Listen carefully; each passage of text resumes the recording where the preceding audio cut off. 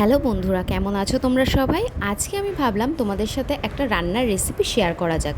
তো রাত্রিবেলা ভাবছিলাম যে রুটির সাথে কী বানানো যায়, তো হঠাৎ করে মনে হলো যে না, একটু এগ চিলি বানিয়ে দেখি। তো আমি ফার্স্ট টাইম এগ চিলি খেলাম, এর আগে দেখেছি বাট কখনো খাইনি। তো তার জন্য আমি কি করেছি, ক্যাপসিকাম, পেঁয়াজ, রসুন, আদা, কাঁচা লঙ্কা এইগুলোকে ছোটো ছোটো করে কেটে নিয়েছি।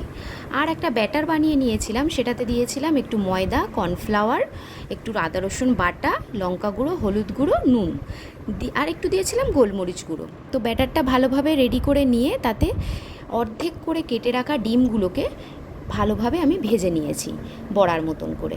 তারপর দেখো, কড়াইতে দিলাম তেল, তাতে ফোড়নে দিয়ে দিলাম রসুন কুচি আর দিয়ে দিলাম কাঁচা লঙ্কা কুচি। এবার হালকা করে একটু ভাজা ভাজা করে নেব।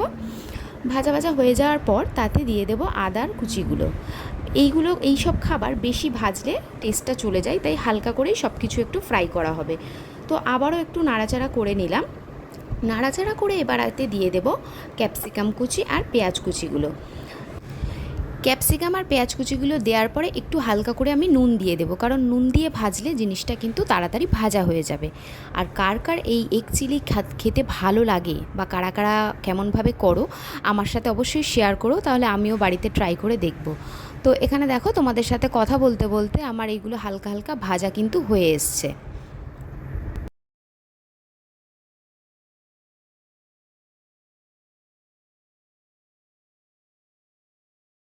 এবারে আমি এটার মধ্যে দিয়ে দেবো একটু গোলমরিচের গুঁড়ো। তোমরা যেমন ঝাল খাও সেই হিসাবে কিন্তু ঝালের পরিমাণটা দেবে, কারণ অনেকে আছে এই রকম চিলি চিকেন বা চিলি এগ যাই হোক না কেন একটু ঝাল ঝাল খেতে পছন্দ করে, আবার অনেকে মিষ্টি। আর আরেকটা দিয়ে দিলাম আমি সসের ব্যাটার, এখানে ছিল রেড চিলি সস আর টমেটো সস।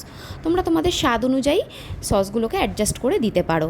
তো এখানে দেখো, সসটা দিয়ে আমি আবারও একটু হালকা নেড়েচেড়ে নেব।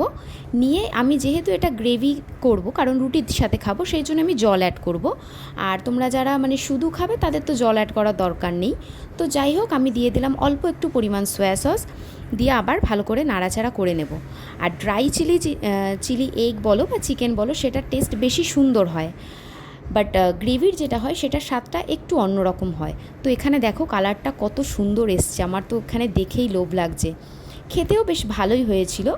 তো আমি এগ চিলিটা যেহেতু ফার্স্ট টাইম করেছি, তো ভাবছিলাম কেমন হবে, বাট না, ভালোই হয়েছিল খেতে। তো এখানে দেখো, এই পর্যায়ে আমি দিয়ে দিলাম জল।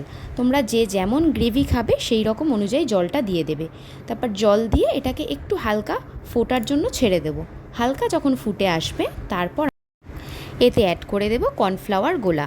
তোমরা গ্রেভির থিকনেস যেমন চাও সেই অনুযায়ী কিন্তু কর্নফ্লাওয়ার গোলাটা দিতে হবে। বেশি দিলে ওটা বেশি ঘন হয়ে যাবে, অল্প দিলে হালকা হবে। তো আমি এখানে এরকম একটা কনসিস্টেন্সি রেখেছিলাম। এবারে আমি একে একে ভেজে রাখা ডিমের বড়াগুলোকে দিয়ে দেব। দিয়ে আর একটু মতো নাড়িয়ে নেব, বেশিক্ষণ রাখবো না, রেখে নিয়ে তারপর নামিয়ে নেব, গরম গরম সার্ভ করে দেব। তো খেতে কিন্তু রুটির সাথে বেশ ভালো লেগেছিল। এখানে দেখছো একদম গরম ধোঁয়া উঠছে, আর আমরা বানিয়েই সঙ্গে সঙ্গে খেয়ে নিয়েছিলাম।